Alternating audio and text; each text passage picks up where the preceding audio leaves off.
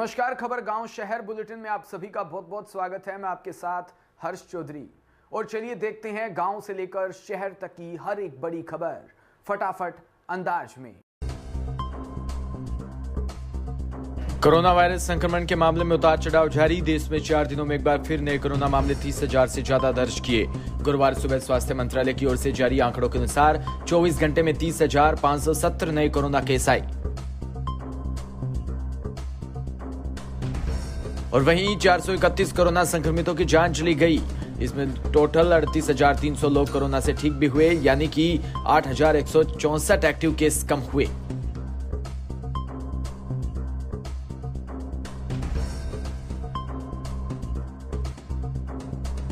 बॉलीवुड अभिनेता सोनू सूद के घर करीब 20 घंटे इनकम टैक्स का सर्वे चला। घर, दफ्तर समेत कुल 6 जगहों पर इनकम टैक्स की टीम ने सर्वे किया।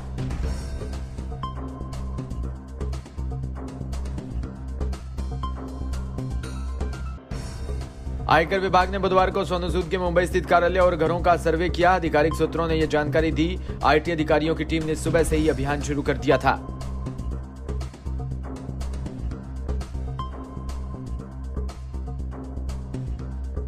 राजस्थान रोडवेज में अब बिना टिकट यात्रा करने पर आपको काफी महंगा पड़ेगा। राजस्थान राज्य पथ परिवहन सेवा विधेयक 2021 को बुधवार को राज्य विधानसभा में ध्वनि मत से पारित कर दिया।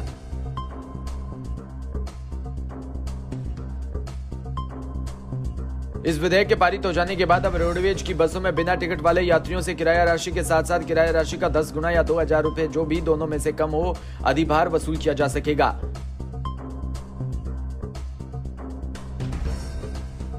राजस्थान में हाल ही हुए पंचायती राज चुनाव में विजय हुए जनप्रतिनिधियों का सम्मान समारोह डागर हाउस पर श्योजी राम डागर के नेतृत्व में आयोजित किया। सम्मान समारोह में जयपुर जिले में चुने हुए जनप्रतिनिधियों का माला व साफा के साथ भव्य स्वागत किया।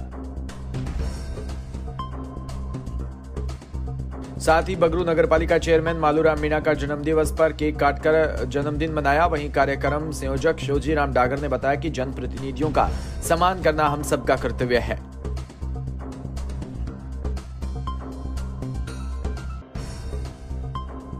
और उन्होंने कहा कि जिस प्रकार जनता ने आपको चुनकर भेजा है, उसी प्रकार अपने कर्तव्य को निभाते हुए विकास क्षेत्र में अपना अहम योगदान देने की कोशिश करेंगे।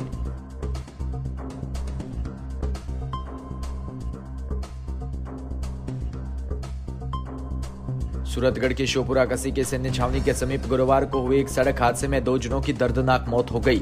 मृतक की उम्र 35 से 35 वर्ष श्री गंगानगर स्थित रीधी सीधी कॉलोनी का निवासी था।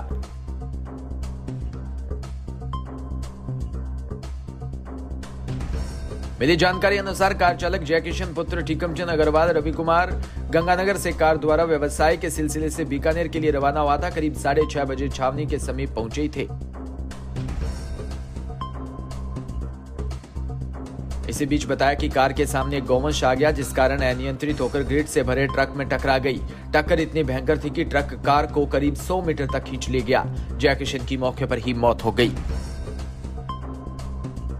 वहीं सूरतगढ़ के शिवपुरा कसी के नेशनल हाईवे 62 पर 28 चक बस स्टैंड के समीप स्थित पंजाब नेशनल बैंक की शाखा में लगा एकमात्र एटीएम बीते 15 दिनों से खराब पड़ा है। लेकिन एटीएम में रुपया डालने वाली कंपनी की लेट लतीफे के चलते एटीएम को दुरुस्त नहीं किया जा रहा।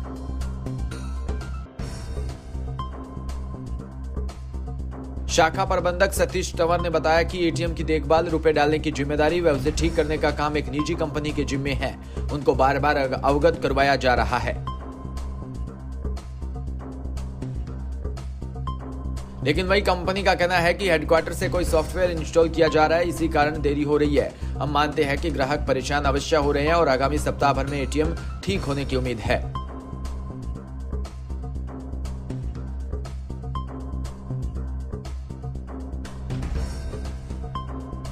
सिरोही के आबू रोड में अखिल भारतीय आतंकवाद विरोधी मोर्चा के अध्यक्ष मनिंदरजीत सिंह बेट्टा 1 दिवसीय दौरे पर ब्रह्मा कुमारी संस्थान के आबू रोड पहुंचे। शांतिवन पहुंचने पर ब्रह्मा कुमारी संस्थान के कर्मचारी सचिव बीके व मृत्युंजय वरिष्ठ राजयोग शिक्षिका बल्कि चंद्रिका समेत कई लोगों ने उनका स्वागत किया। इस मौके पर उन्हें एक स्नेह मिलन कार्यक्रम में हिस्सा भी लिया।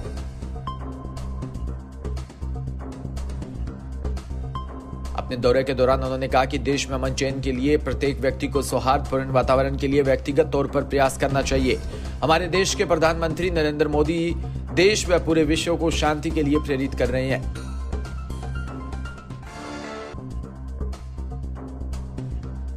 नागौर के जायल के विधायक डॉक्टर मंजू देवी मेघवाल द्वारा विधानसभा की कार्रवाई में जायल विधानसभा क्षेत्र में स्थापित उद्योगों में स्थानीय युवाओं को रोजगार देने का मुद्दा उठाया। मुद्दा उठाते हुए सरकार का ध्यान आकर्षित करने के लिए कहा, वह जिले में मुंडावा स्थापित अंबुजा सीमेंट प्लांट का अधिकांश भाग जायल क्षेत्र में आता है, जिससे कार्य करने में बाहरी श्रमिकों में कार्य लिया जाता है। इसके स्थान पर स्थानीय युवाओं को लगाने का प्रतिशत निर्धारित करने की मांग की।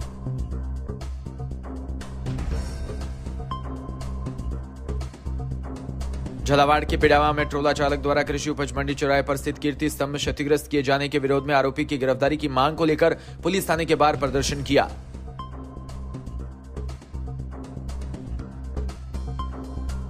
समाज सदस्यों ने बताया कि एक ट्रोला चालक द्वारा बीती रात 11:30 बजे जानबूझकर ट्रोले से टक्कर मारकर कृषि उपज मंडी के सामने स्थित श्री विद्यासागर कीर्ति स्तंभ को क्षतिग्रस्त कर दिया।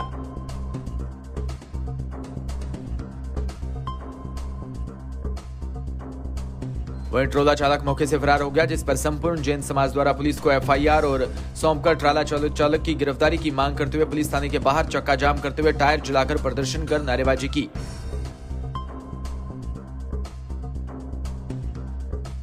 उत्तर प्रदेश के कानपुर देहात में प्रथम आगमन पर पीस पार्टी के प्रदेश प्रभारी इंजीनियर इरफान का भोगनीपुर विधानसभा प्रभारी डॉक्टर रणधीर सिंह की अगुवाई में फूल मालाओं से जोरदार स्वागत किया।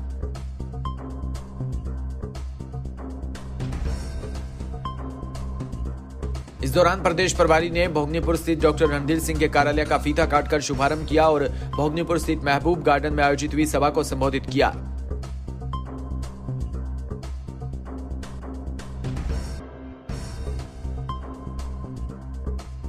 बिजनौर के गांव महमूदपुर में जंगल में गई महिला की हत्या का पुलिस ने खुलासा कर दिया। पुलिस ने 2 हत्यारों को गिरफ्तार किया।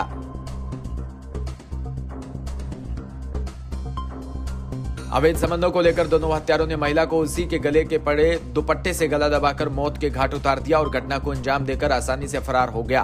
पुलिस ने घटना का खुलासा करते हुए दोनों हत्यारों को जेल भेजने की कवायद शुरू कर दी।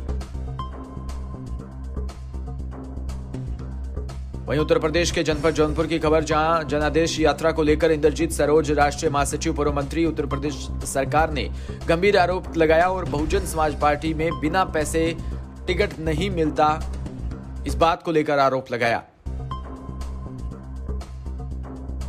भारतीय जनता पार्टी की एक झूठी धोखेबाज पार्टी है और कहा कि योगी मोदी को झूठा बताया हुआ। आगामी चुनाव में जनता योगी और मोदी को बताएगी और कहा कि छोटे दलों को हमारे पार्टी में स्वागत है। इसी के साथ उन्होंने कहा कि बड़े दल यदि सीमित सीटों में समझौता करते हैं तो उनका भी स्वागत है। पत्रकारों द्वारा पूछे गए सवाल पर तहसील समाजवादी पार्टी व राष्ट्रीय लोकदल से कन्नी काटते हुए ओम प्रकाश राजभर के बारे में पूछने पर भी जवाब दिया। फिलहाल इस बुलेटिन में इतना ही और तमाम खबरों के लिए आप बने रहिए हमारे साथ। नमस्कार।